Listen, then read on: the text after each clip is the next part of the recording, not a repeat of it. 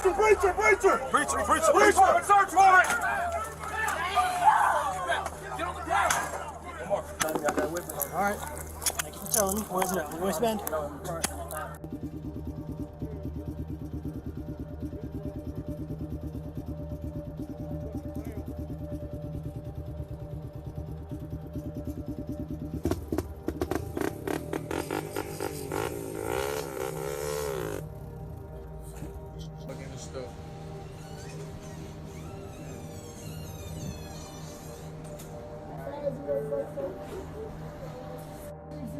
Fake cup, good.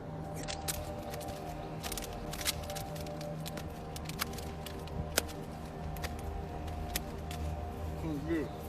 Sack up right now. Look at that. Bad trouble. On the night of September 16, 2020, a shocking crime unfolded in Baton Rouge when a popular rapper killed his wife for not opening the door while he fled from cops. At 1745 Joyce Drive in Baton Rouge, Louisiana, 40-year-old Brenda Mullins was shot through her own front door, murdered inside the home where she had been raising her 3 children. Just moments earlier, Brenda had refused to let the man she once trusted back inside her home for an unimaginable reason. That man was the 24-year-old Davian "Juice" Bentley, a local rapper whose violent past had already left warning signs. But that night, his rage and his desperation to escape the law would erupt into a nightmare. And what investigators uncovered in the days that followed revealed a story darker than anyone could have imagined. This is the life and death of Brenda Mullins.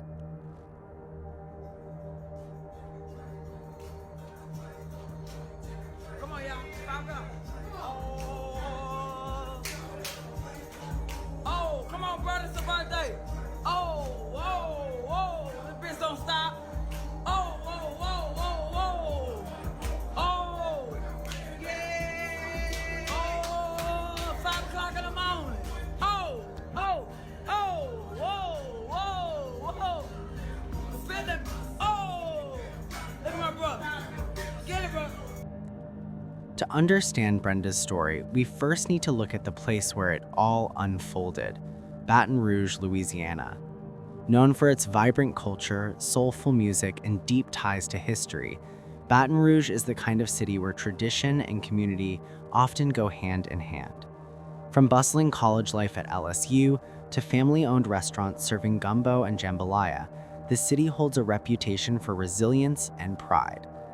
But like many cities of its size, Baton Rouge also struggles with crime.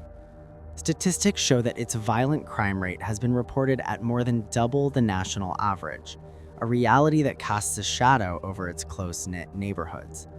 And it was in this environment that Brenda's tragic story would play out, reminding everyone that behind every number in those reports is a family left broken. Brenda Mullins was more than just another name in a headline. She was a 40-year-old mother, a hard worker, and someone deeply rooted in Baton Rouge.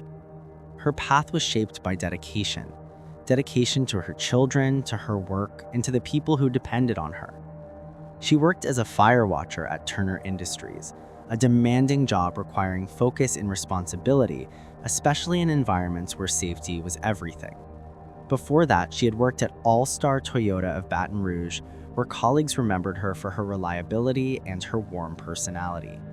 To her friends and family, Brenda was more than dependable. She was the person who would show up when you needed her, no matter how tired she was from her own responsibilities. Her children were at the center of her world. Every choice she made, every sacrifice, came back to the same goal: building a stable and loving environment for them. Those closest to her said she always put others before herself, and her life reflected it. But Brenda's story is also one of how love can turn dangerous when warning signs are overlooked, or when hope overshadows fear. At some point, Brenda crossed paths with Davian "Juice" Bentley, a young man who carried himself with the confidence of someone chasing stardom. Davian was a 24-year-old local rapper from Baton Rouge, known within certain circles of the city's music scene. Baton Rouge, Louisiana, I'm a fucking legend. Downtown, by the water with my bitch on the levee. Deep speaker, walk life, forever step hard. Chase a never that. I just jack off. Money counter. That. I want that black card. We can squash the beef and call it peace soon as I whack y'all. Send an addict. Give me 2 days to drop the pack off. Nigga say he got it, me ain't tell you I got back off. Speaking on my name, just make sure you bring the facts out. Cause I'ma still shine bright even if it's a blackout. Stop the peace, increase the beat. We promoting violence, stolen cars, Tim tags, we gonna catch a body. Callahoola, D-Dom, all the way to the island. 50 racks off selling paper and still ain't writing nobody. Man, free Juice Bentley, man. He had talent, connections, and ambition, performing under the name Juice. Some of his freestyle clips and tracks shared online gained traction in local circles, giving him recognition as an up-and-coming artist. But despite flashes of promise in music, his career never truly broke through to the mainstream. And behind the stage persona, his personal life was far more volatile and destructive than his fans could have imagined. When Brenda first became involved with him, it seemed like the spark of something new. But soon those closest to her began to see the cracks forming. Davian's reputation preceded him, and it wasn't for his music. Because Bentley's life was marked by trouble long before Brenda ever met him. By his mid-20s, he already had a long record that showed just how dangerous he was. In 2017, he faced harassment charges tied to an ex-girlfriend, something that would foreshadow the dangerous tragedy that his current girlfriend, Brenda, would face. But his dangerous patterns did not end there. In 2018, his violence escalated further when he was connected to a home invasion case, forcing his way inside and terrifying those present. Court records also linked him to charges of illegally using a weapon, painting a clear picture of someone who repeatedly turned to violence when angered. But to make it all worse, in July 2020, just 2 months before Brenda's murder, Bentley invaded the home of yet another ex-girlfriend. But this time, the situation turned even more alarming. He fired 2 shots inside the residence while children were present, an act that could have easily turned fatal. The reckless disregard for life in that moment exposed a chilling pattern, a man whose anger grew sharper each year and whose actions placed everyone around him in danger. These incidents weren't isolated mistakes. Instead, they revealed a trajectory of escalating violence. Each new charge added to the warning signs, proving that Bentley wasn't simply reckless, he was spiraling. However, the most shocking revelation was yet to come. And tragically, the full weight of that spiral would come crashing down on Brenda and her family in the worst way possible. But little did anyone know, that was just the beginning. Brenda's decision to give Bentley a chance came from a place many victims of abuse know well: hope. Hope that he could change, that his charm was genuine, and that the struggles of his past wouldn't define his future. She wanted to believe that the young rapper could rise above the chaos he carried with him, but instead her life began to mirror the stories already whispered about him. At first, their relationship looked ordinary, maybe even happy. Bentley could be charismatic, even winning people over when he wanted to. But behind closed doors, his true nature began to emerge. What started as controlling behavior soon shifted into harassment, threats, and intimidation. The cycle was familiar: moments of calm followed by explosive arguments, leaving Brenda and her children caught in the middle of his volatility. Friends and family watched the chaos grow, powerless to stop it. And as the months passed, the danger became impossible to ignore. Bentley's abuse escalated. His paranoia grew sharper. What once looked like disagreements between a couple now appeared as something darker, more dangerous. And so Brenda would do something that she thought was best for her. She broke up with Bentley. It was a courageous decision she had to make, because by the time she decided to end the relationship, she had already endured more than most could bear. It was something that should have saved her. Or so she thought. Little did she know that decision would cost her life. Because for Bentley, rejection was something he couldn't accept. It all came to a head on September 16, 2020. That night, Bentley showed up at Brenda's home on Joyce Drive in Baton Rouge, Louisiana. It wasn't his first time there, but this visit was different. Brenda, determined to protect her children, refused to let him inside. She spoke to him through the closed door, making it clear that the relationship was over and she wanted nothing more to do with him. It was a boundary she had every right to set, but one that Bentley had no intention of respecting. The confrontation escalated quickly, and the tension that had been building between them finally boiled over. Brenda stood firm, refusing to open the door, while Bentley's rage only intensified with every passing second. But just when it seems like the argument might fizzle out, the situation turned deadly. In a fit of rage, Bentley pulled out a gun and fired through the door. The bullet struck Brenda, leaving her children to witness the unthinkable. Meanwhile, the neighbors outside heard the shouting and banging that made them pause and pay attention. Some stepped onto their porches, uneasy as the argument grew louder and more tense. Then came the sound of gunfire, breaking the night with sudden violence. Within minutes, at around 10:30 p.m., 911 calls began to come in. Moments later, sirens filled the neighborhood, racing towards Joyce Drive. When the police arrived at the home, they were met with the heart-shattering scene of Brenda, who was lying motionless inside her own home, enduring a gunshot from the man she thought loved her. Brenda was rushed to a nearby hospital where doctors tried everything they could to save her life. But the gunshot wound was too severe, and despite their efforts, she passed away that night. Her death left 3 children motherless, a family grieving, and an entire community asking how this could happen to a woman who was only trying to protect her home. And if the crime itself wasn't horrifying enough, what happened next would deepen the shock. Because after pulling the trigger, Bentley did not stay.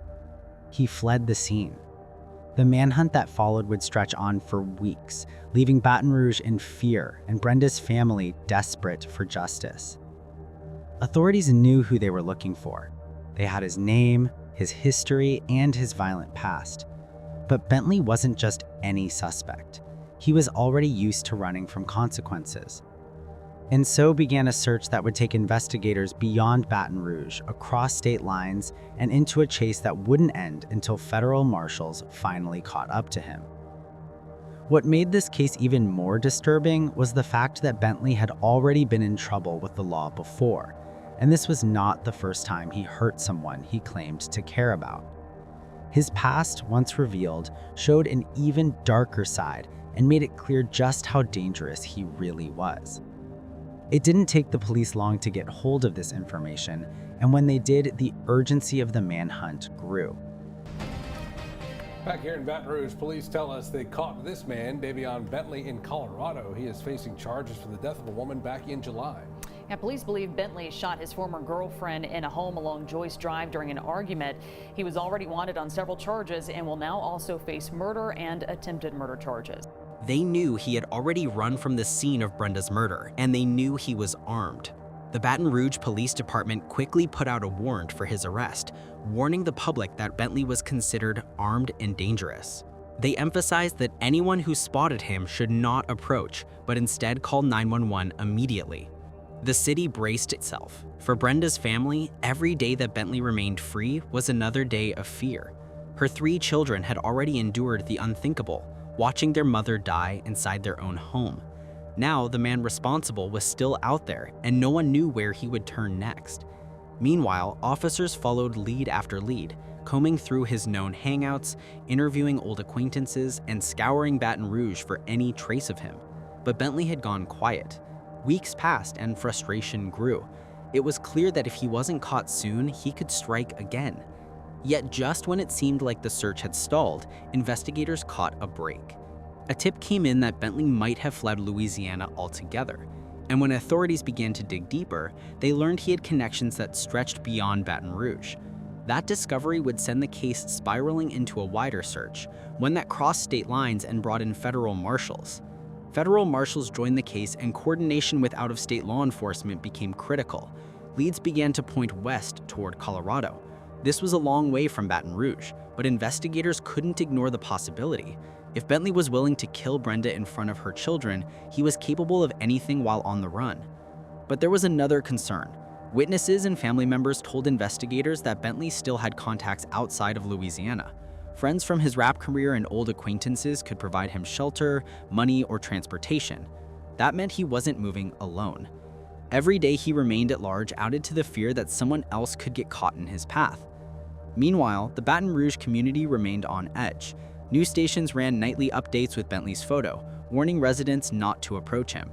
Brenda's family pleaded publicly for his capture, saying their grief could not begin to heal until justice was served. The sense of urgency pushed officers to track every possible lead, no matter how small. And then, nearly a month after Brenda's murder, the break investigators had been waiting for finally arrived. Surveillance teams confirmed Bentley had surfaced in Denver, Colorado. He wasn't living and hiding deep in the shadows. He was moving around, confident enough to believe he could avoid capture even in another state. But what came next showed how much pressure he was really under. Federal marshals working alongside local Denver police launched a coordinated operation to bring him in. This wasn't a situation where Bentley could talk his way out. They knew he was armed, dangerous, and capable of pulling the trigger without hesitation. The arrest unfolded quickly. On October 12, 2020, marshals closed in on Bentley. To the surprise of many, he didn't fire a single shot. There was no standoff, no last-minute escape attempt. After weeks of running, he was taken into custody without incident. For investigators, it was a relief. For Brenda's family, it was the first small step toward justice. When news broke that Davian Bentley had finally been caught, a wave of relief swept through Baton Rouge. Bentley was taken into custody and prepared for extradition back to Louisiana to face his charges. But the relief came with a sobering reminder. For Brenda Mullins' family, Bentley's arrest did not undo the loss. It did not bring back the mother, sister, and daughter whose life had been stolen. Instead, it marked the beginning of another painful chapter, waiting for the slow gears of the justice system to turn. Bentley's list of charges was long and damning. He faced first-degree murder for Brenda's death, attempted first-degree murder, illegal use of a weapon, and possession of a firearm by a convicted felon. Prosecutors pointed to his violent history, his earlier home invasion, and his escalating pattern of violence as evidence that Brenda's murder was not a crime of passion, but part of a larger cycle of violence. But there was one problem. The most devastating evidence could never be erased. Brenda's 3 children had witnessed everything. The trauma of that night would live with them forever, and while counselors and relatives surrounded them with care, nothing could truly replace the steady love of their mother. As the legal process unfolded, Brenda's family sought to keep her memory alive. On October 2020, they held her funeral at Living Faith Christian Center. Friends, family, and neighbors gathered in red and white attire, colors chosen to honor the vibrant life she had lived. The service was not just a farewell. It was a declaration that Brenda would be remembered for her warmth, her devotion to her children, and her strength. Still, the trial loomed as a reminder of what she endured. For domestic violence advocates, Brenda's case was another heartbreaking example of how warning signs can be overlooked. Bentley had been arrested before. He had faced accusations before. He had shown a clear pattern of violence, and yet he was free the night he came to Brenda's door with a gun. The truth, however, was even more horrifying than anyone imagined.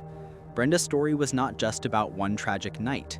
It was about a system that often fails women when they need protection the most. It was about the countless silent victims who remain trapped in fear, unsure of whether they will be believed or supported if they come forward. In the end, Brenda's name became a call to action. Her family, her community, and all who heard her story were reminded of the urgency of addressing domestic violence before it escalates to tragedy. Every restraining order ignored, every red flag overlooked, and every delay in justice can cost a life. Brenda's death showed just how high that cost can be. Brenda Mullins was more than a victim. She was a mother, a provider, and a source of light for the people around her. Her children carry her legacy, and her story carries a message that cannot be ignored. Domestic violence destroys families, and it leaves scars that last generations. By the way, if this story gripped you, we've covered other chilling cases just like this one. Check out the links in the pinned comment below for more true crime stories we've already published. You won't want to miss them. What do you think about it? Let us know what you think in the comments below. And if you found this story intriguing, please like, share, and don't forget to subscribe for more stories like this.